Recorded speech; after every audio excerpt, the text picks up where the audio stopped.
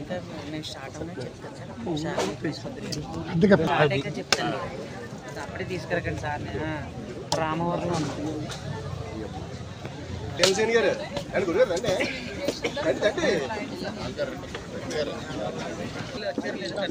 Right side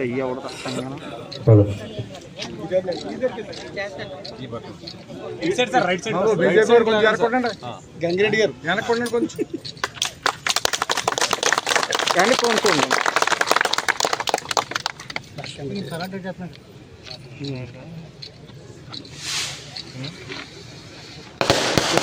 madam గారు okay. ఈరోజు చిరకాలంగా మనం ఇబ్బంది పడుతూ ఉన్న రామవరం రాయవరం రోడ్డు శంకుస్థాపన చేసుకుని పని మొదలు పెట్టుకోబోతా ఉన్నాం. ఈ కార్యక్రమానికి ఇచ్చేసి తమ అమృత హస్తాల మీదుగా ఈ శంకుస్థాపన కార్యక్రమాన్ని నిర్వహించే తూర్పుగోదావరి జిల్లా కలెక్టర్ శ్రీమతి ప్రశాంతి గారికి, వేదిక పైన ఉన్న గ్రామ సర్పంచులకు, ఎన్డీఏ కూటమి నాయకులకు, అధికారులకు, వేదిక ముందున్న కూటమి నాయకులు, గ్రామ ప్రజానీకం, మీడియా మిత్రులు అందరికీ పేరు పేరున హృదయపూర్వక నమస్కారాలు. మీ అందరికీ తెలుసు, ఈ రామవరం రాయవరం రోడ్డు అనేది ఎంత ముఖ్యమైన రోడ్డో మన నియోజకవర్గంలో మీ అందరికీ తెలుసు. మన నియోజకవర్గానికే కాదు, ఇటు కాకినాడ రూరల్ నియోజకవర్గం నుంచి మండపేట వెళ్ళే ప్రతి ఒక్కరికి కూడా చాలా దగ్గర మార్గం. అటువంటి మార్గాన్ని మరి గత 5 సంవత్సరాలుగా పూర్తిగా నిర్వీర్యం కావడం జరిగింది.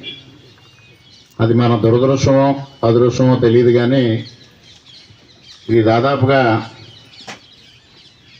మూలారెడ్డి గారు గ్రామ సర్పంచ్గా ఉండగా ఈ రోడ్డుని ఏర్పాటు చేయడం జరిగింది. ఆ రోజు ఒక కాలిబాటగా ఉన్న బాటని పుంతగా తయారు చేసి ఒక గ్రావెల్ ఫామ్ చేసి ఆ రోజు రోడ్డుగా తయారు చేయడం జరిగిందంటే దాదాపు 50 సంవత్సరాల క్రితం. ఆ తర్వాత 1983లో వారు సర్పంచ్ అయిన తర్వాత, ఎమ్మెల్యే అయిన తర్వాత దాన్ని పలుమార్లు అభివృద్ధి చేసి మరలా 94లో బీటీ రోడ్డు వేయడం జరిగింది. బీటీ రోడ్డు వేసిన తర్వాత 2004 వరకు దాన్ని బాగా మెయింటైన్ చేయడం జరిగింది.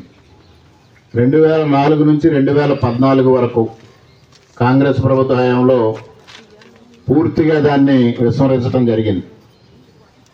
మరలా తర్వాత నేను 2014లో ఎమ్మెల్యే అయిన తర్వాత మొట్టమొదటిగా 1 కోటి రూపాయలు మంజూరు చేపించి రైడింగ్ సర్ఫేస్ని ఇంప్రూవ్ చేసి ప్రజలకు ఇబ్బంది లేకుండా చేయడం జరిగింది.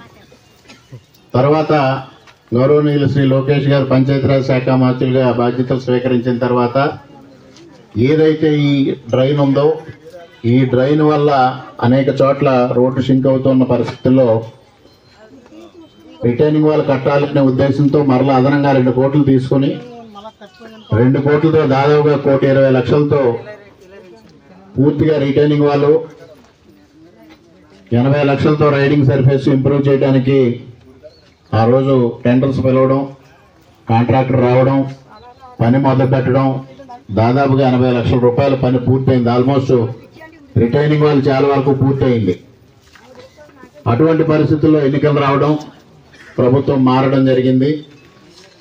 మరి దీన్ని ఈ ప్రాంత ప్రజానీకమే కాకుండా అందరూ కూడా మూలారెడ్డి గారు రోడ్డుగా పిలుస్తూ ఉండడంతో దాన్ని క్యాన్సిల్ చేశారు. క్యాన్సిల్ చేసి రకరకాల కారణాలు చెప్పారు. రబ్బర్ రోడ్డు అన్నారు, అదన్నారు, ఇదన్నారు, రకరకాల రోడ్లు వేస్తూ ఉన్నారు, కొత్త టెక్నాలజీ రోడ్లు వేస్తున్నామన్నారు. 5 సంవత్సరాలుగా కనీసం పాదచారులు కూడా నడవలేని పరిస్థితికి రోడ్డు తీసుకొచ్చారు. అటువంటి పరిస్థితుల్లో మరి దానికి చెప్పే కారణాలు కూడా చాలా విచిత్రమైన కారణాలు చెప్తూ ఉంటారు. ఇది మా ఇంటికి ఈశాన్యాన్ని ఉంది కాబట్టి ఈ రోడ్డు మంచిగా ఉంటే మాకు అదృష్టం వస్తుంది, ఈ రోడ్డు సరిగా లేకపోతే మాకు దురదృష్టం వస్తుందని వాళ్ళు చెప్పే కారణం. కానీ మరి వారు గమనించారో లేదో, 2014లో ఈ రోడ్డు ఇదే పరిస్థితిలో ఉన్నప్పుడు నేను ఎమ్మెల్యేగా గెలిచా. ఇప్పుడు కూడా 2024లో కూడా రోడ్డు ఇదే పరిస్థితిలో ఉన్నప్పుడు నేను ఎమ్మెల్యేగా గెలిచా. మరి దాన్ని వారు ఏ విధంగా అన్వయించుకుంటారనేది వారు చెప్పాలి తప్పించి నేను చెప్పలేని పరిస్థితి.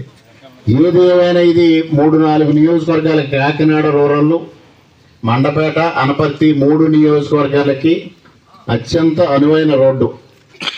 మరి ఆ రోడ్డు చాలా దూరదృష్టితో మూలారెడ్డి గారు ఇటు రాయవరం వెళ్ళడానికి కానీ ఇటు మహేంద్రవాడ వెళ్ళడానికి కానీ 2 రోడ్లు అభివృద్ధి చేయడం జరిగింది.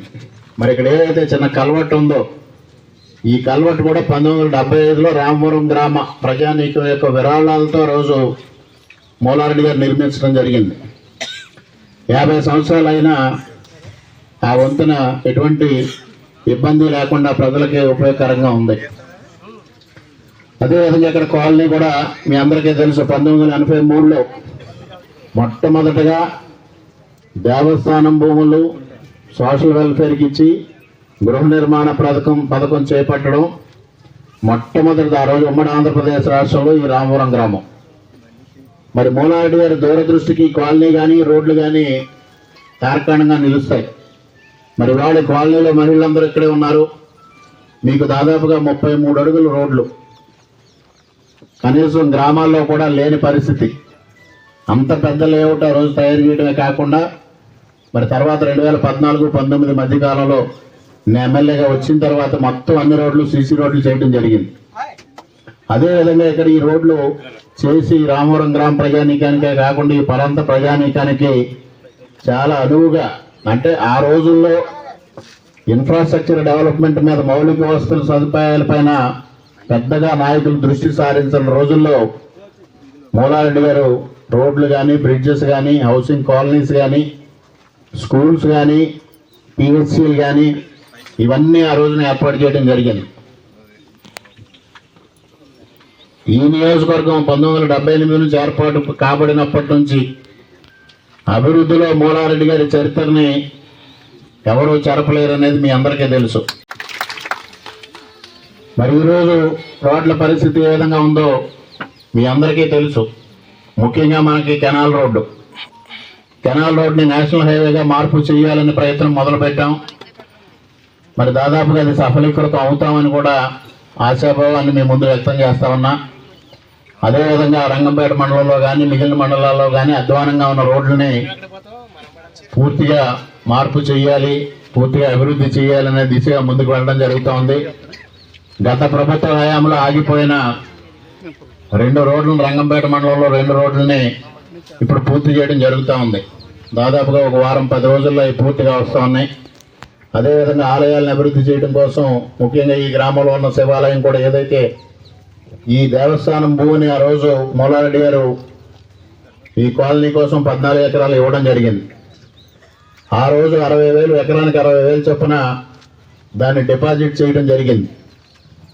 కానీ కాలక్రమేణా ఖర్చులు పెరగడం, అక్కడ పూజాధికారులు నిర్వహించడం కోసం ధూపదీప నైవేద్యాల కోసం అది సరిపోని పరిస్థితి కూడా ఏర్పడింది. ఇటువంటి నేపథ్యంలో 10 సంవత్సరాల క్రితం ఒక ఎండోమెంట్ ఎగ్జిక్యూటివ్ ఆఫీసరు ఆ డిపాజిట్ను డ్రా చేసేసుకొని ఈ చుట్టుపక్కల ఉన్న దాదాపు 16 దేవాలయాల డిపాజిట్స్ డ్రా చేసి ఆయన సూసైడ్ చేసుకుని చనిపోవడం జరిగింది. దానితో ఈ శివాలయం పరిస్థితి చాలా ఇబ్బందికరంగా తయారైంది ధూపదీప నైవేద్యాలకి. అందువల్ల ఇవాళ ఆలయాన్ని పునర్నిర్మాణం చేయాలని ప్రతిపాదించడం, దేవాదాయ శాఖ మంత్రులు, కమిషనర్ గారు కూడా దానికి సానుకూలంగా స్పందించడం, గ్రామస్తులు కూడా చాలా సానుకూలంగా స్పందించడం, ఇవాళ 1,50,00,000తో ఆలయాన్ని పునర్నిర్మాణం కోసం చేస్తే గ్రామ పెద్దలందరూ కలిసి ఏదైతే సీజీఎఫ్ కంట్రిబ్యూషన్గా కట్టాల్సిన 52 లక్షలు కూడా ఆల్రెడీ డిపాజిట్ చేయడం కూడా జరిగింది. త్వరలోనే ఆ కార్యక్రమాన్ని కూడా మొదలు పెడతామని, శివాలయాన్ని పూర్తిగా పునర్నిర్మాణం చేసుకొని మీకు అందుబాటులోకి తీసుకొస్తానని కూడా ఈ సందర్భంగా మీ అందరికీ తెలియజేసుకుంటూ, మరి రోడ్డు నిర్మాణానికి కాంట్రాక్టర్ ఎంపిక కూడా పూర్తయింది, టెండర్ ప్రక్రియ పూర్తయింది. ఈ రోజు నుంచే మొదలు పెట్టడానికి కూడా ఆయన సంసిద్ధంగా ఇక్కడికి రావడం కూడా జరిగింది. అతి తొందరలో ఈ రోడ్డుని పూర్తి చేసి మీ అందరికీ అందుబాటులోకి తీసుకురావడం జరుగుతుంది.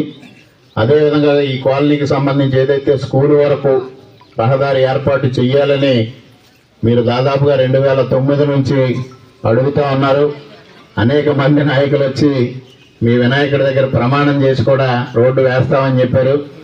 2014-19 మధ్యలో నేను ఈ రోడ్లన్నీ పూర్తి చేసిన తర్వాత ఆ రోడ్డు కూడా మొదలు పెట్టాలని అనుకున్నాం. ఈ లోపల ఎన్నికలు రావడం, ప్రభుత్వం మారడం, అది కార్యరూపం దాల్చలా.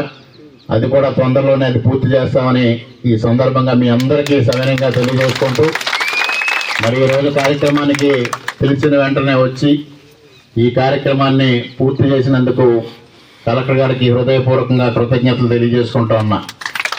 మరి ఈ 90 రోజులలో ఆవిడ వచ్చిన తర్వాత తూర్పుగోదావరి జిల్లాలో పరిపాలనా విషయంలో ఒక సమూలమైన మార్పులు తీసుకురావడమే కాకుండా ఒక సిన్సియారిటీకి నిలువెత్తు నిదర్శనంగా ఉండి ఇవాళ చక్కటి పరిపాలన మన తూర్పుగోదావరి జిల్లాకు అందిస్తూ ఉన్నారు. అదేవిధంగా మొన్న విజయవాడ వరదలు సంభవించినప్పుడు మన జిల్లా నుంచి ఆహారం పంపించడంలో చాలా శ్రద్ధగా తీసుకుని రాత్రి పగలు కష్టపడి ఎక్కడా ఇబ్బంది లేకుండా జిల్లాలో నలుమూలల నుంచి ఆహారం సేకరించి విజయవాడకు పంపించి ఆ బాధితులను ఆదుకోవడంలో కూడా ప్రముఖ పాత్ర పోషించారు. వారికి మన గ్రామం తరఫున ఈరోజు హృదయపూర్వకంగా ధన్యవాదాలు తెలియజేసుకుంటూ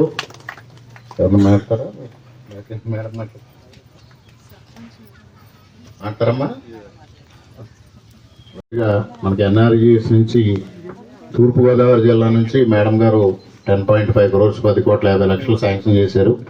అదేవిధంగా కాకినాడ జిల్లా పెదపూడి మండలం 3,49,00,000 మొత్తం టోటల్గా కలిసి 14 కోట్లు ఎన్ఆర్జీఎస్ బీట్ సిమెంట్ రోడ్లకి శాంక్షన్ ఇవ్వడం జరిగింది. అదేవిధంగా ఇంకా భవిష్యత్తులో కూడా ఇవ్వడం జరుగుతుంది, డ్రైన్స్కి ఇవ్వడం జరుగుతుంది. ఇప్పుడు మిషన్ వాత్సల్య కింద లబ్ధిదారులు 12 మంది ఉన్నారు. వారికి కలెక్టర్ గారి చేతుల మీదుగా ఏదైతే లబ్ధి ఉందో లబ్ధి అందివ్వాల్సిందిగా కోరుతా ఉన్నా.